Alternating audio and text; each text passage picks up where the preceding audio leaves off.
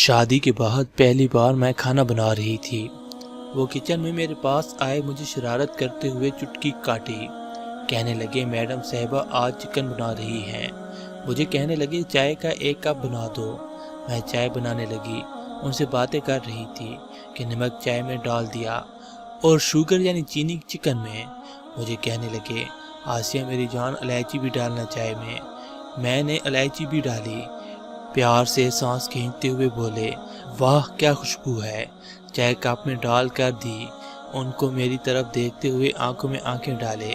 مجھے ایک بوسہ کیا، پھر چائے کا 1 گھونٹ بھرا اور پھر میرے سرتاج کی چائے کہاں خود کہاں۔ میں حیران تھی، اللہ خیر کرے کیا ہو گیا۔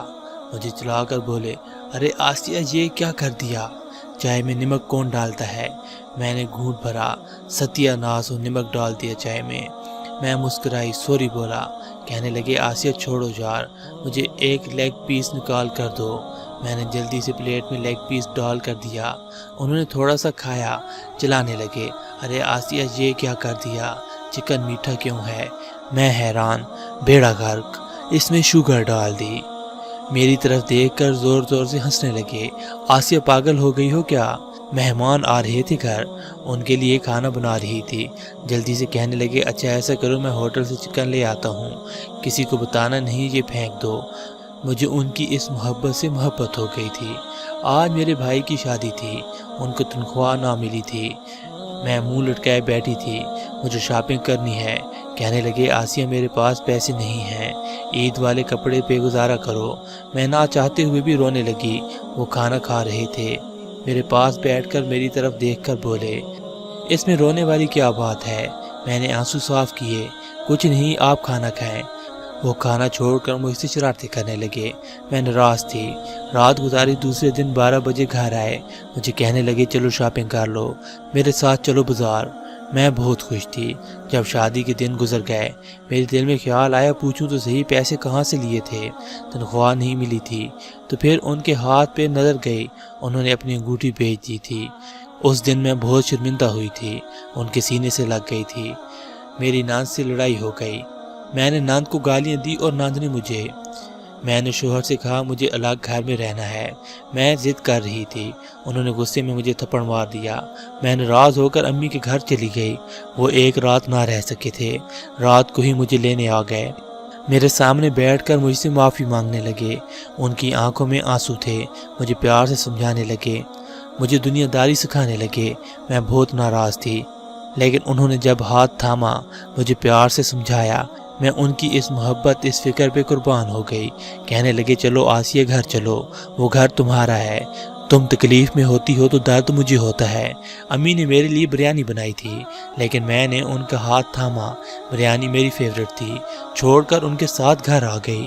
امی نے بہت کہا کھانا کھا کر جاؤ، لیکن مجھے گھبراہٹ ہونے لگی تھی، ناراض ہو کر آئی تھی اور ان کو مجھے لینے آنا پڑا تھا۔ وہ بہت کم غصہ کرتے تھے مجھ پہ، ہر چیز مجھ سے مانگا کرتے۔ آسیہ میری گھڑی کہاں ہے، آسیہ میرے جوتے کہاں ہیں، آسیہ میرے کپڑے الماری سے نکال دو۔ کبھی بیمار ہو جاتی تو ان کو خدا جانے کیا ہو جاتا، بس بے چین رہتے، ان کو سکون ہی نہیں آتا تھا۔ بار بار میری آنکھیں چومتے، میرا سر دباتے، پھر میڈیسن کھلاتے۔ مجھے کہتے تم اپنا خیال نہیں رکھتی ہو نا، اس لیے بیمار ہو جاتی ہو۔ ساری رات نہ سوتے، میں درد سے کراتی، میرا سر گود میں رکھ لیتے۔ میں جتنی بیمار ہوں، ان کی محبت میری شفا بن جاتی۔ اللہ نے جب ہم کو بیٹا عطا کیا، مجھے بالکل بھی گھر کے کام نہیں کرنے دیتے تھے۔ صبح اٹھ کر جھاڑو دیتے، ناشتہ بناتے، پھر مجھے جوس بنا کر دیتے، میرا بہت خیال رکھتے۔ میں مسکراتی، آپ تو بہت اچھے سے گھر سنبھال سکتے ہیں۔ وہ میری آنکھوں میں دیکھ کر شرارت کرتے ہوئے کہتے ہاں ہاں مفت کا نوکر جو ملا ہوا ہوں۔ مجھے یاد ہے مجھے اٹیک ہوا تھا، میں بیمار تھی، 1 سال پہلے کی بات ہے۔ میرے پاس بیٹھ کر بہت رو رہے تھے، میرا ہاتھ اپنے سینے سے لگا کر کہنے لگے آسیہ میں مر جاؤں گا تم کو کچھ ہوا تو۔ آسیہ دیکھو نا میں اپنی سانسیں قربان کر دوں گا تم پہ۔ میرا چہرہ اپنے ہاتھوں میں بھر کر رونے لگے۔ مجھے دغا نہ دینا آسیہ۔ میں ان کی طرف دیکھ کر مسکرائی۔ میں نے کہا فہد اب مر بھی جاؤں تو غم نہیں، آپ کے ساتھ جی کر میں نے دنیا کی ہر خوشی پا لی۔ وہ جیسے تڑپ سے گئے ہوں۔ ڈاکٹر آیا، गिड़ गिड़ा कर रोते हुए बोले, डॉक्टर साहब मेरा सब कुछ ले लो, बस मेरी आसिया को बचा लो, मैं मर जाऊंगा इसके बिना, कसम खुदा की। उनकी इस मोहब्बत ने मुझे ठीक कर दिया, मैं ज़िंदगी की तरफ लौट आई। डॉक्टर कहते हैं मैं एल वाला खाना ना खाऊं, फ्रूट वगैरह खाऊं। फहद रोज़ मुझे जूस बना कर देते हैं, फिर सेब काट कर प्लेट में डाल कर देते हैं।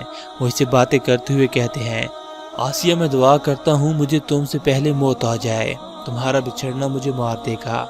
मैंने कभी उनके साथ ज़ुबान दराजी नहीं की, वो जिस हाल में रखें आमीन कहती हूँ। उनके हर दुख दर्द में कदम मिलाकर चलती हूँ। आज मेरी उम्र 50 साल हो गई है, मैं उनकी तस्वीर के सामने बैठी हूँ, मेरी आंखों में आंसू हैं। मेरी गोद में आखिरी सांस ली थी, उनको अटैक हुआ था। शान के जाने के बाद अब उदास रहती हूँ, बहुत उदास। हर रोज़ उनकी कब्र पर जाती हूँ, दुआ मांगती हूँ।